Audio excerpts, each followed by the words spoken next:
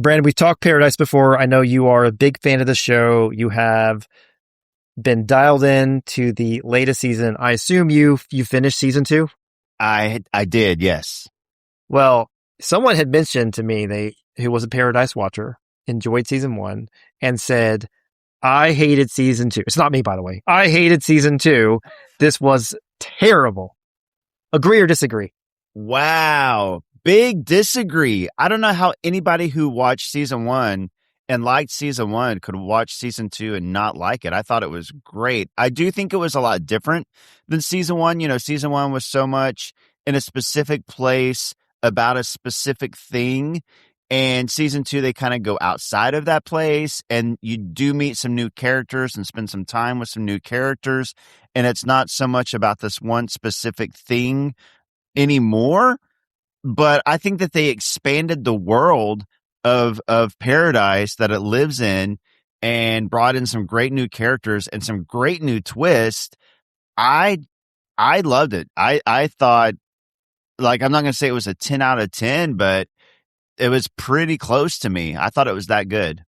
Yeah, I enjoyed it as well. I think there were higher highs in season 1 than in season 2, but there's still a lot. They've done a very good job of developing the story, and the way that the season 2 ended certainly has me very excited about season 3. I think they did a great job of teasing where the show could go in the next season. So there's still a lot there. It's definitely worth watching. 100% worth watching. I would say it reminds me sort of Lost, where, you know, you kind of have these timelines where you're going back and forth, like, and then these great characters and world building and mysteries and bunkers. I think it's a great, great show. 100% worth watching. And it ends on a pretty great place, to where you don't know what's going to happen this next season. And it's kind of the world building, I think, is so great. And speaking of things worth watching, I'm just going to throw this in here because I mentioned it maybe the last time I was on and hosting the pod. My excitement to see Project Hail Mary. I'm going to tell you, because I think you said you haven't seen it yet. Go see it. Go see it. Yes, I it's on my list. It's like pretty much the only one on my list as far as movies I need to go out to the movie theater and watch right now. So I'm glad to hear it's as good as it seems it is, because I'm definitely going to go watch it. Yeah, everybody in my family loved it. It's a fun movie. It's an enjoyable movie. It's the kind of movie you're gonna watch, and when it's over, you're just gonna feel better about things. You just enjoy watching the movie, and when you leave the theater, you're glad you spent the 2.5 hours there in the theater watching it, and you're just in a better mood. And we all need that, especially with everybody hating on Shai and his free throw shooting. 100% agreed. And it sounds like you described like an 80s or 90s like sci-fi movie to me. So I am completely in. There are these great movies about outer space, but you felt good. Yeah, I'm in.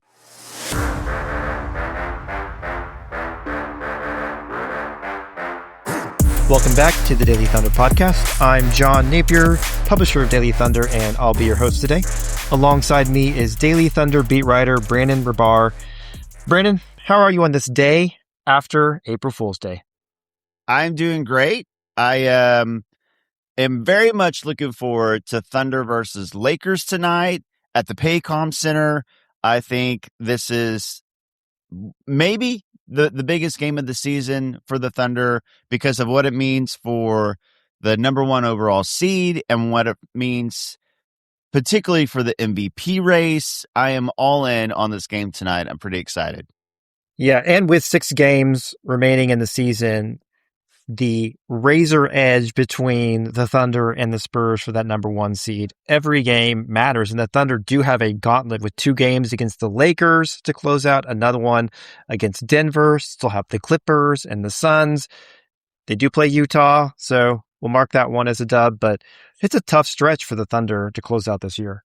This is a very, very tough stretch, and that's why I think that tonight's game is a must-win, because the Thunder have a 1-game cushion as far as losses go over the Spurs. They can lose one more game than the Spurs can the rest of the way. And to me, you need that cushion for those road games, playing the Lakers in LA, playing the Clippers on the second night of the back-to-back, and playing the Nuggets in Denver. You don't want to lose that one-game cushion at home. Tonight's a national TV game. There's going to be so much speculation and talk and debate and discussion about MVP race. So to me, you got to win tonight. And, the Spurs will probably lose another game or two the rest of the way because they're finally playing some teams that aren't tanking teams. So maybe not. Maybe they win out. But if they do lose another game or two, well, then that cushion gets a little bit bigger, but you don't know that that's going to happen. So to me, you got to get this one at home tonight against the Lakers. Well, this wouldn't be a Thunder podcast, and we wouldn't be doing a service to our listeners if we didn't talk about what we've been talking about all season long, it feels like. But the narrative won't die. The conspiracy won't go away about the Thunder and free throw shooting. And sometimes, tell me if you agree or disagree with this, Brandon. The debate really does center on Shai, but a lot of times they lump in the team as a whole, that Oklahoma City is drawing a more favorable whistle than other teams.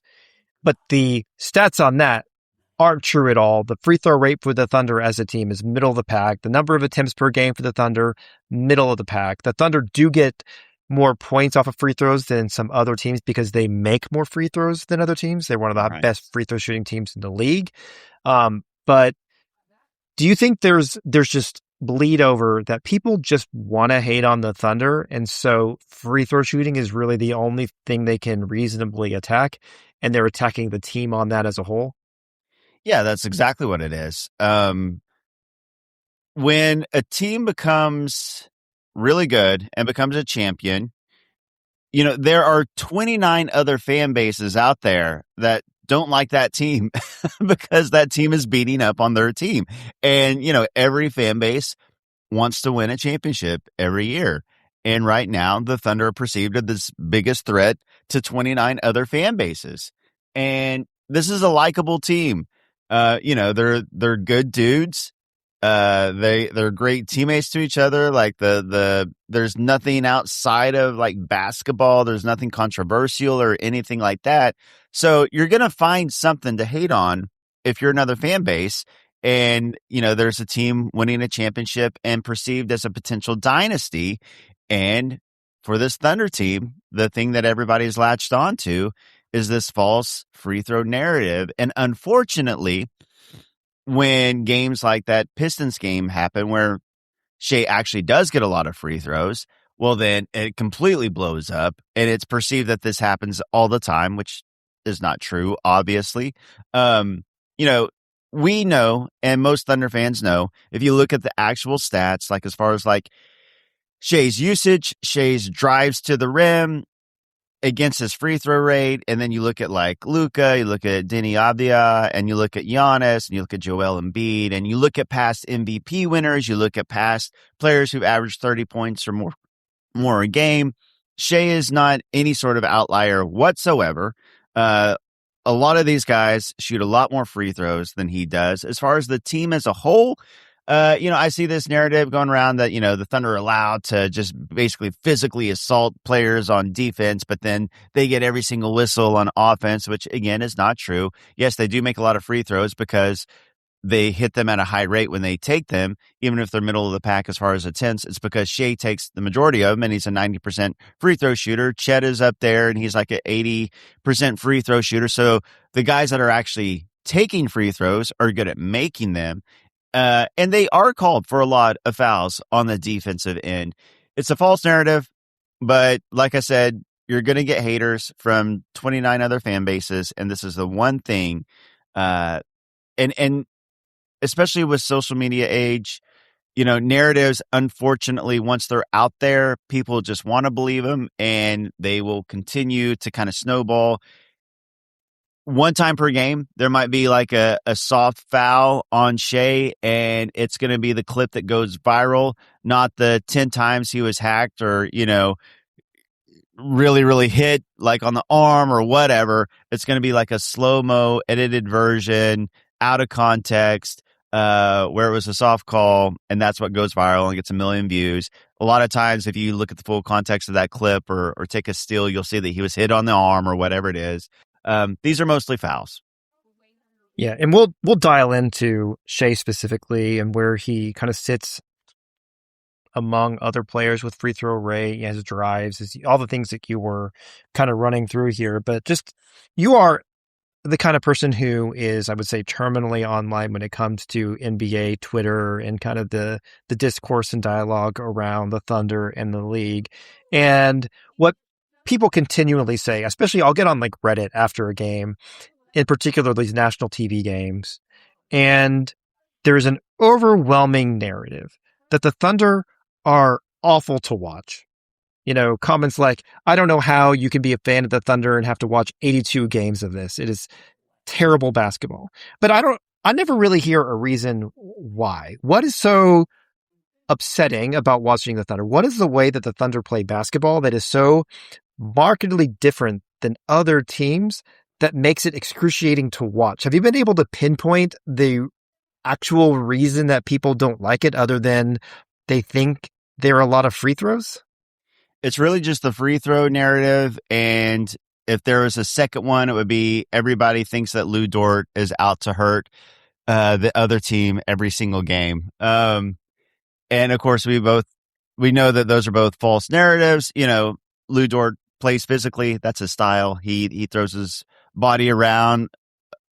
He goes 100% all the time. But, you know, if you were to give a truth serum, I don't know if I'd say a true serum because I don't know how much of them actually believe it. But if you were to ask these other fan bases, what are the things that make them unwatchable? By the way, to me, they are highly entertaining. Shai is so aesthetically pleasing and fun to watch, and he is so highly skilled. And I love, you know, the 100% effort that everybody puts in on the defensive end and the ball sharing and finding the best shot. I think they are a great team to watch and a lot of fun.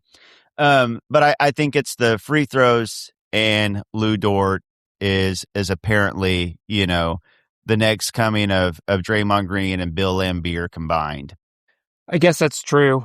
But the free throw thing too really does baffle me, you know, and I looked it up coming into this recording here of the games with the most free throws taken by a single team this season. And the Heat are number one. They had 59 attempts in the game that Bam had, you know, was it 82 points? 83. Is that what he scored? 83 points? Yeah. Yeah. Because they had 59 free throw attempts in that game. The second most is the Thunder in that overtime win against the Pacers to start the season.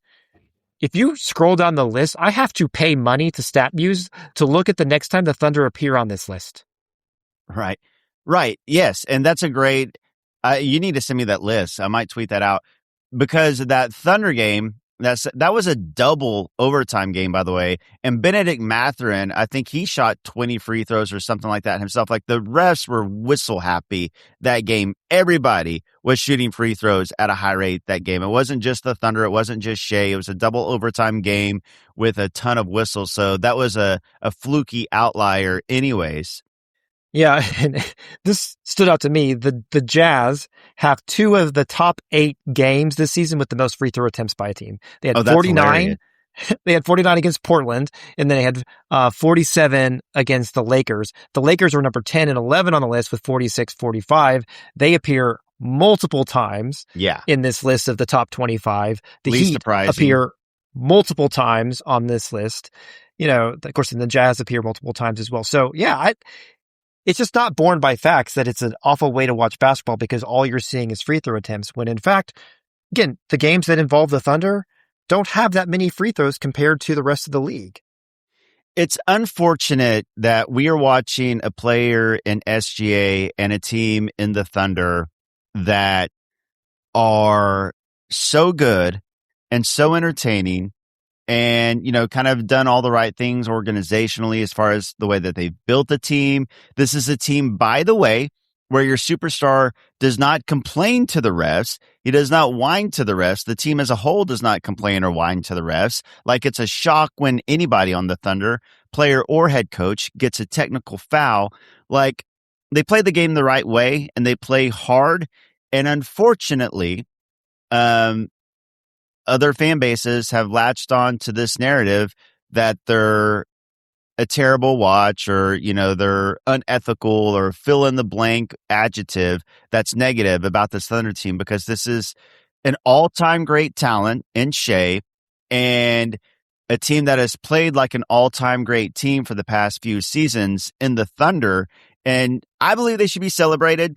And unfortunately, that is not happening. You know, great teams, championship teams, dynasty type teams get haters.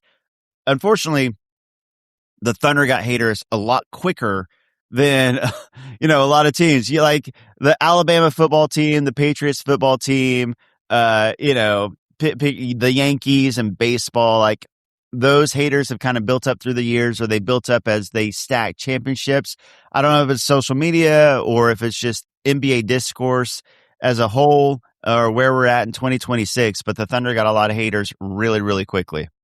And I'm glad you brought up the way that Shai handles calls that really should, you know, he should get some foul calls that he doesn't get. I mean, really, he should be taking more free throws than he is taking this season.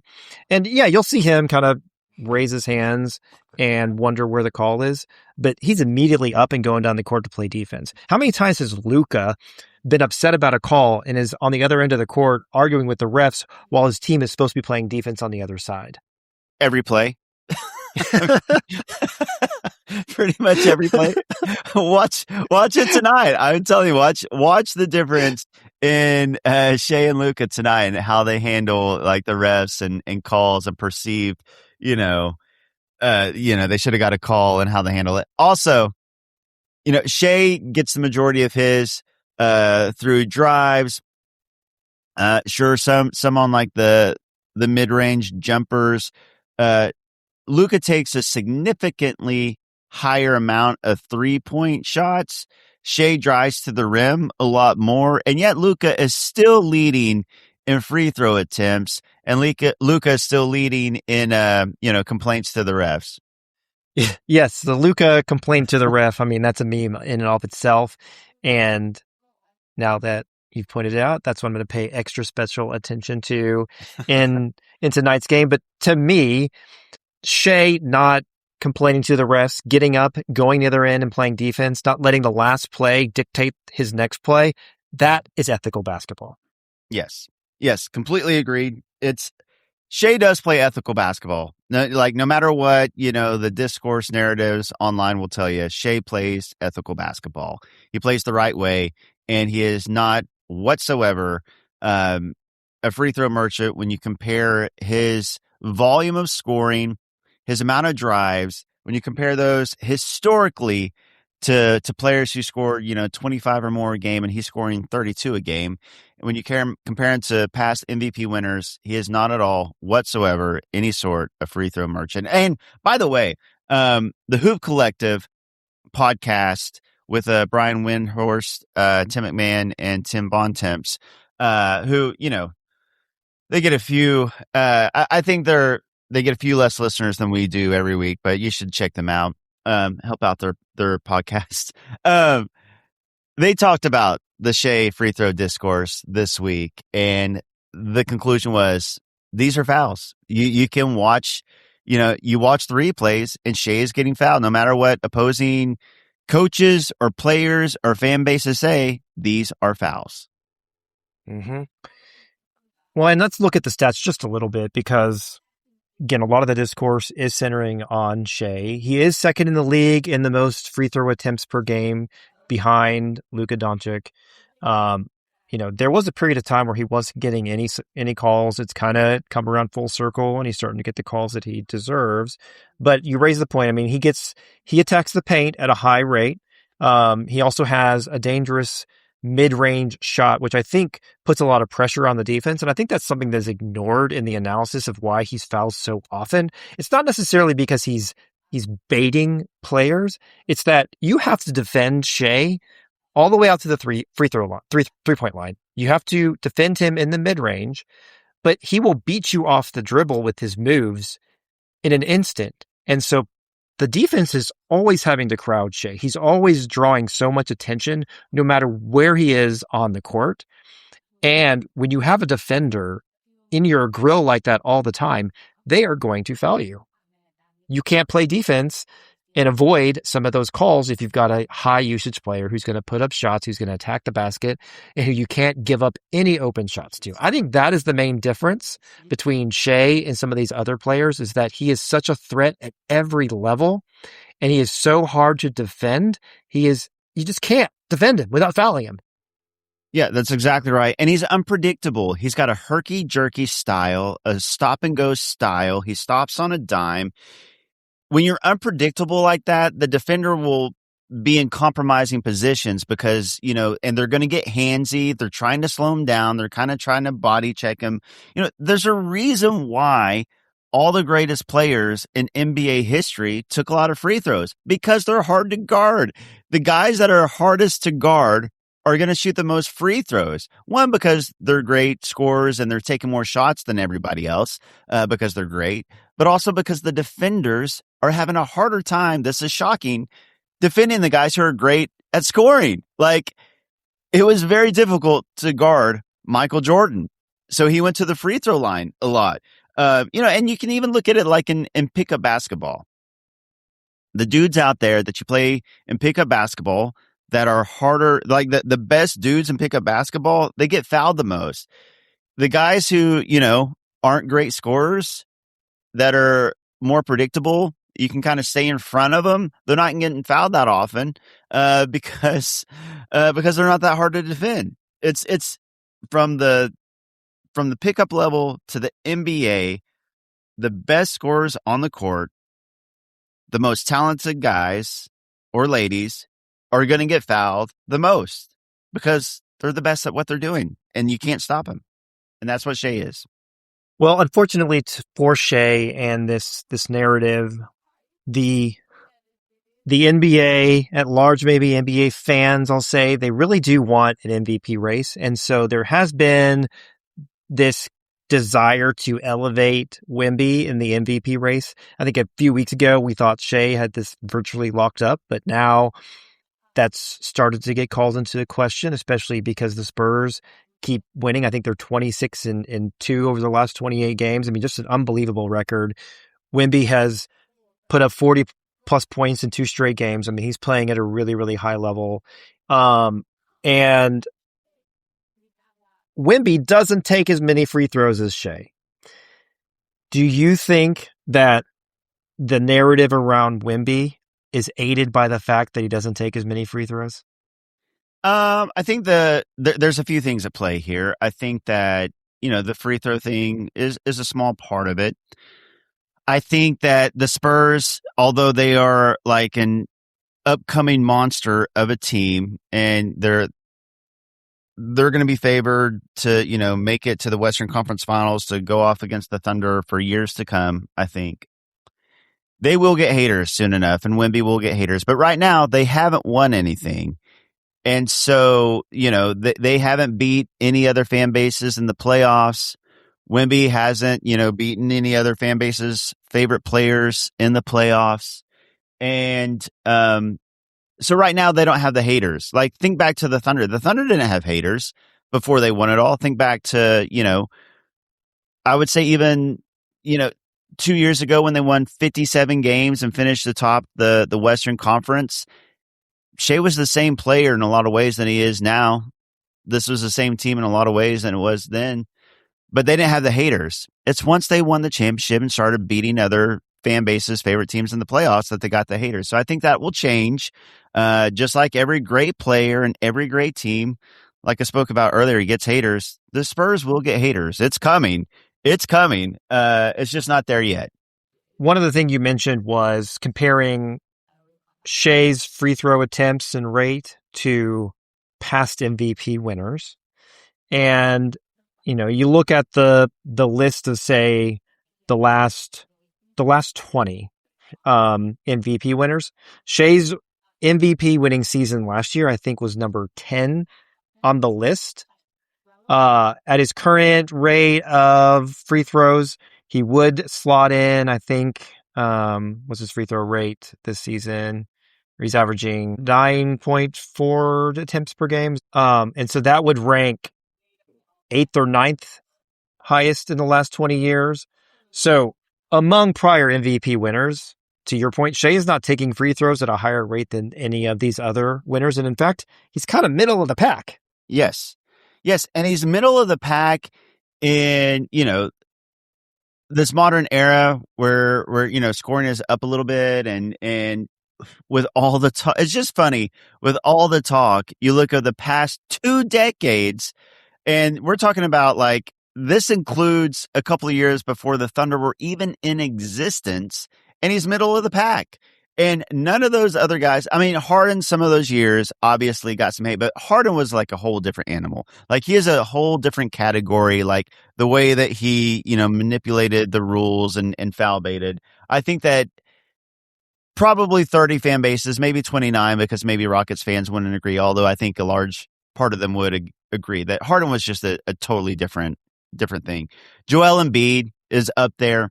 But besides those guys, nobody really got this sort of hate, unfortunately, that SGA does for free throws when he is just middle of the pack when it comes to free throws.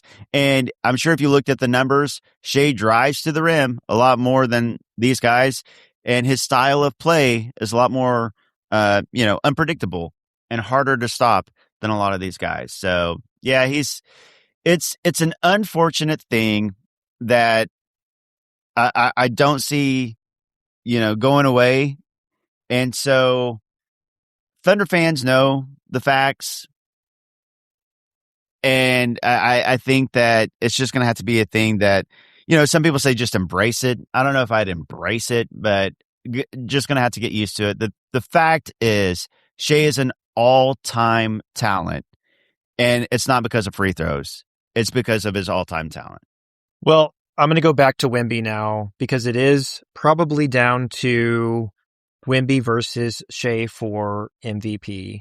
Wemby has been playing very well as of late. The Spurs, as I mentioned, have been playing very, very good as of late, and they, have the look of a potential title contender with the way that they are winning games and winning games convincingly. Wemby's odds have skyrocketed recently. Do you think we have a nail biter for the MVP race between Wemby and Shai when it seemed like Shai may have had it nearly locked up a few weeks ago? Okay, so I want to preface this with Wemby is an incredible player. I think he absolutely deserves to be in the MVP conversation. He's had an incredible year. The Spurs are an incredible team and a true title contender, and they're going to be for years. So let me preface what I'm about to say with that. Wemby is great. The Spurs are great, and they are both legit. But if you look at the Spurs schedule and the teams they've been beating up on, like let's start with the past 2 games where Wemby scored over 40 points. Like Wemby said himself that the MVP is important to him. Like this has been an ongoing theme. He campaigned for himself and basically wants to leave no doubt. And, it's been apparent that, kind of wanted to boost the numbers down the stretch, right? For the MVP campaign. Well, they played the Warriors who didn't have anybody healthy. They were playing a center who's been a G League player and couldn't play with his right hand, his shooting hand, because it was sprained. So he's playing with his left hand. All their guys were out. And so they played the Warriors, and then before that, they played the Bulls, who have maybe the worst defense in the league. These are tanking teams. They played the Bucks before that, a tanking team. The Grizzlies before that, a tanking team. They play the Heat before that. I guess a decent win. They're the number 10 seed in the East, but they have a winning record. They played the Pacers before that, a tanking team. They beat the Suns at home by 1 point in a game, where the Suns aren't fully healthy, and the Suns had the lead and completely collapsed because they couldn't make free throws. Intentional foul free throws there at the end. They beat the Kings tanking team before that. They beat the Clippers without Kawhi before that. And then they beat the Hornets, good win. And then they lost to the Nuggets before that. They beat the Celtics when Jaylen Brown got ejected before that. Okay, I should stop there. They've been great. They've been dominant, but nobody's talking about the schedule. Their schedule is going to get tougher. down the stretch. So I'm curious to see what happens. I think that is going to be close. If the Spurs catch the Thunder for the number one seed, I think it's very silly. I think it's kind of ridiculous that you look at a season-long award in which SGA has been consistently elite all season, and some voters are saying, basically if the Thunder end up with the one seed, I'm going to vote for Shai, and if the Spurs catch him and get the number one seed, I'm voting for Wemby, especially in a scenario where that could be a tiebreaker type situation and they have the same record. I think it's pretty silly, but I do think that if the Spurs catch the Thunder, it's going to be a nail biter. And if the Thunder do finish the number one seed, Shai should pretty clearly win it. The other thing I want to bring up in this Shai versus Wemby debate, Shai was asked, to essentially campaign for the MVP. And he's like, no, I'm going to let my play speak for itself. And then he's like, I just want to win championships, right? Everything else will take care of itself. I'm not out here to win MVP awards. I'm here to win titles. On the other hand, you have Wemby, who is openly campaigning for the MVP award. Do you think that it helps Shai that he's more subtle about it? Or do you think it hurts him that he's not out there the same way that Wemby is, giving his 3-point plan of why he's the MVP? I think it helps him, and I'll tell you why. Because of everything that we talked about in this show, if Shai were to campaign for himself the way that Wemby did, I think that, 29 other fan bases would hate it. But Wemby does it, and right now he doesn't have the haters, and so people are like, yeah. And wildly, Wemby's odds have gone up since he campaigned for himself. Look, Wemby has been great. He has been. But if you look at the numbers, their offense is not even in the same tier, even with Wemby kind of like boosting his stats, in these last few games against these tanking teams. Again, Wemby is great. I don't want to come off as a Wemby hater. I think he's outstanding. I just don't think he's the MVP yet. Like, he's going to win future MVPs. Why crown him early? Nobody's ever considered defense as 50% of the MVP award until he said it. And then everybody's like, yeah, defense is 50% of the MVP award. If you look at their stats, if you go through, like, Shai is shooting better from 2, from 3, from the free throw line. True shooting percentage as a guard is significantly better than Wemby's as a 7'5" center. Shai is scoring more points. There's more assists, fewer turnovers. Shai's got him beat in every single statistical category besides rebounds and blocks. And Shai is one of the greatest shot blockers as a guard, by the way. To me, it is clearly Shai. But yeah, I would say that as far as like campaigning, I think Shai is doing the right thing. And that Shai, he's never going to campaign for himself. Well, I guess my last question is, like, on this topic is, how do we get you an MVP vote? Me? We want more voters like you, Brandon. Oh, like, I thought you meant like people voting for me for MVP. No, not yet. Not yet. I mean, you're a 3-point assassin, but I'm not sure you're on the level of Shai. Yeah. Hey, let me campaign for myself. Points are the biggest part. Scoring is what decides NBA games, and nothing's worth more than a 3-point shot, John. And then all the voters are like, yeah, that's true. 3-point shooting matters more than anything else. Yeah. So I would love to be an MVP voter. Yeah, let's work on that. Yeah, let's work on that.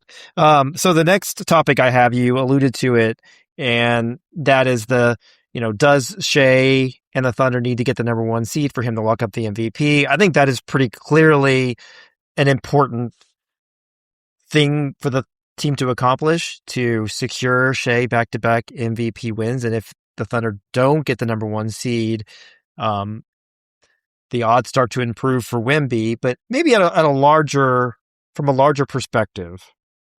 What do you think it means that the Thunder don't get the number one seed? Honestly, if we're taking away the MVP part of it, I don't think it means much, only because I don't think that means that San Antonio is the better team. I still think at full strength, the Thunder are the better team. The Thunder have dealt with an unbelievable amount of injuries, 150 combined missed games for Actually, when you count Shai, my number doesn't count Shai. 162 missed games when you combine the top 7 players in the rotation. That is an unbelievable amount of games. That's 2 seasons worth spread out over 7 players, the top 7 in the rotation. And so to still have the number 1 seed right now is pretty unbelievable given how good the Spurs are and given, the other talented teams in the West like the Lakers and the Nuggets.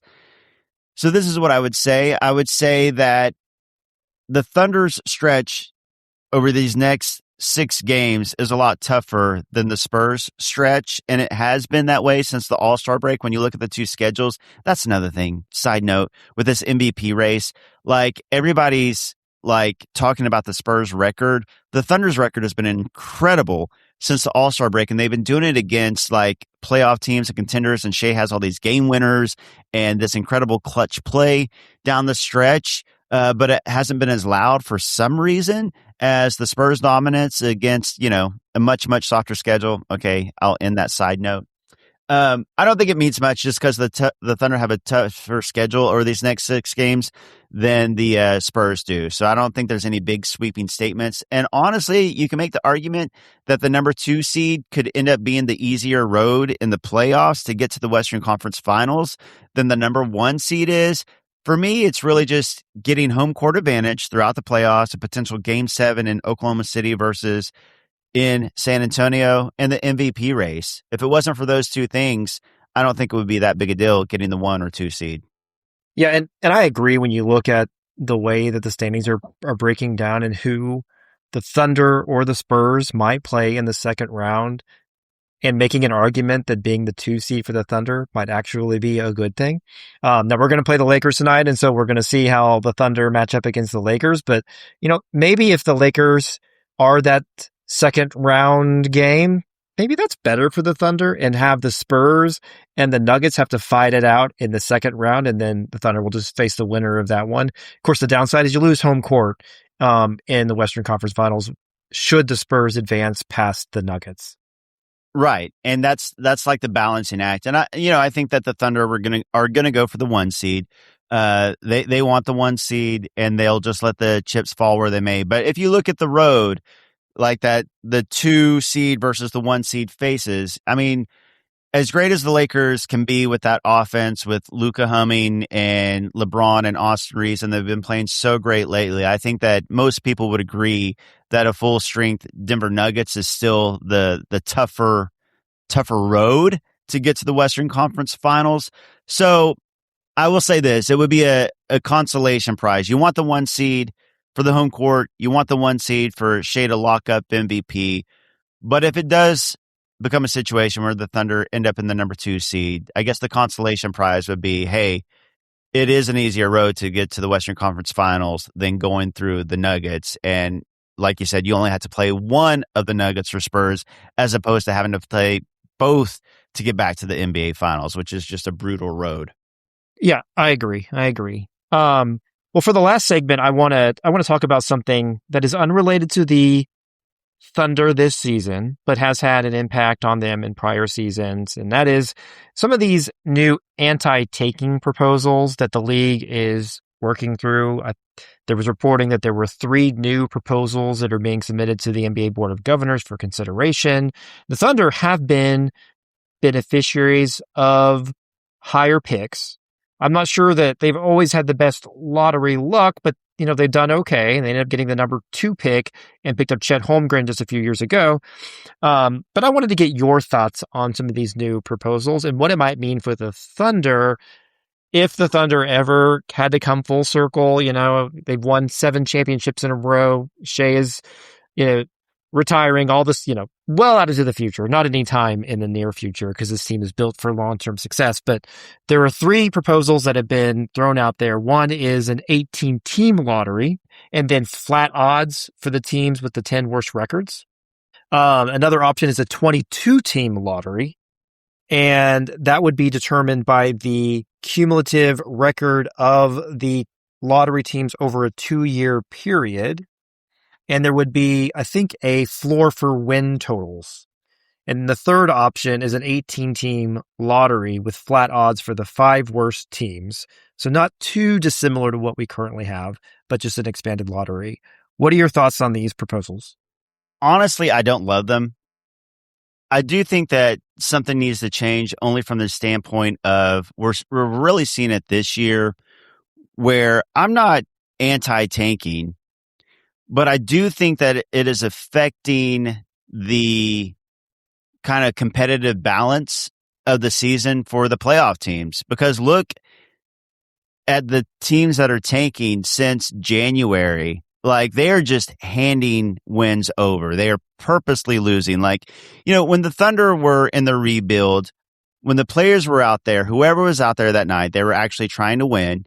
And even if it was a player that was playing really well and your best player that night, they would play them to the end and try to, they would challenge, bad calls to try to get them overturned and all those things. They would draw up plays to try to win. Nowadays, this season in particular, we see teams sitting their best players in the fourth quarter to ensure a win. They're doing anything they can. So the second half of the season, and we're seeing it play out in real time with the Thunder. So, the Spurs playing all these tanking teams that are truly trying to lose right now, as opposed to playing tanking teams in the first part of the season when they're actually playing their players and they might actually eke out a few wins and things like that. I think it is hurting the competitive balance. So I do think something needs to be done. That said, I don't love these proposals. I think they're kind of convoluted and complicated. I think they're trying. I think it's a really, really difficult issue to solve, but one that does need some sort of help. Just for the competitive balance. I'm fine with teams tanking to try to get talent. If you're a small market team and you're not getting any free agents coming to you and no free agents are forcing a trade to your team, there is one way to really acquire talent, and that is through the draft. And you'll do anything you can to increase those odds. So I'm okay with tanking. But I do think something needs to be done because it is hurting the competitive balance, I think, especially in the second part of NBA seasons. And the thing about the Thunder is, and you mentioned it earlier, they have not had good lottery luck.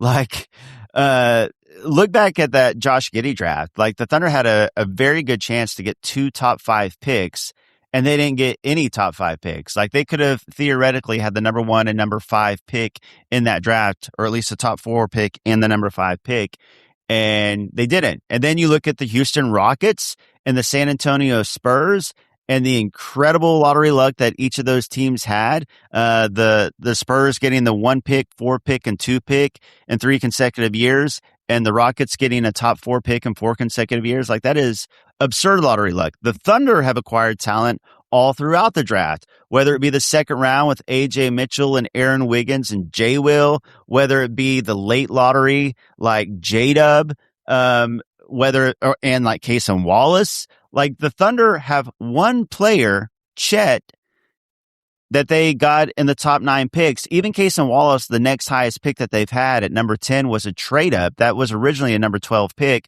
and they just used like their own assets to move up 2 spots to get to number 10. So the Thunder have shown the ability to pick all over the draft and find talent. Imagine the Thunder with the lottery luck of some of these other teams. Yeah, it's a good point. It's a good point. I'll also say, I think one idea that does have some attraction to me is this idea of a floor for win totals. So at some point, winning only 17 games doesn't really help you. And there might be some incentives to actually play the young guys to get them some experience. Because I think that's something the Thunder did very well. They wanted players to have that experience. The, learnings of playing in tight games and games where you had a chance to win, to figure out how these young guys can actually develop from some of those scenarios and not just trying to rack up the L's. So that idea to me has some attraction. I would agree with that. I agree with for all the reasons that you said. And the Thunder built a winning culture even while they were rebuilding. Like, no matter who was out there, they were trying to win games, and they did build a winning culture. And that was pretty impressive to pull off the balancing act of, trying to get a high lottery pick to improve the talent on your team, but at the same time building a winning culture. Very difficult balance, and the Thunder threaded the needle on that. the last thing I'm going to add on this point, and I think it'll never happen. But the solution to tanking, or the best solution to tanking and improving the quality of play on a night-to-night basis, is to reduce the number of games. Because there's so many games, and at a point where a team knows they've got no chance and they're just trying to rack up the losses to get to the draft, that's a lot of games to watch a really, really bad product. Yeah, like last night, there were 9 games in the NBA, and I love the NBA. I would watch any NBA game at any time. But this year it's been brutal as far as tanking teams go. 9 games last night, 7 of the 9 games involved either 2 tanking teams or a playoff team versus a tanking team. Only 2 games of the 9 involved a game with no tanking teams. And that's a brutal watch when 7 of the 9 games involve teams that are trying to lose. So something does need to change. I'm a traditionalist. I love more basketball, and so I love the 82 game schedule. I agree with you that, tanking is hurting that, and it's a long season. Like, to me, the back-to-backs are a problem when you already have tanking with teams trying to lose, and then you have back-to-backs with even good teams resting players. And again, it affects the competitive balance because it's kind of a luck of the draw type thing on when you're going to get to play a really good team that's actually resting players, because it's a back-to-back or you played 3 games in 4 nights. So to me, I would almost want to start the season earlier or something like that, so we can still get 82 games, but there's not back-to-backs. Maybe that would help some. I don't know. It's an issue. Hopefully they come up with something, but I haven't necessarily loved any of the proposals so far. I think it's a very, very difficult answer to try to come up with. And fortunately for the Thunder, knock on wood, this is not something that's going to be something the team has to worry about for many, many years, with Shai, Dub, Chet under contract for many years, and the team kind of built for long-term success. And that's all the time we have for today. Thanks for tuning in to the Daily Thunder podcast. I'm John Napier, host of the podcast, and he's Brandon Rahbar, Daily Thunder beat writer. If you enjoyed the show, make sure to subscribe to the Daily Thunder podcast on your favorite podcast app so you don't miss any future episodes. And if you like what you hear, do us a favor and leave us a rating and review wherever you get your podcasts. And we'll be back in your feed soon.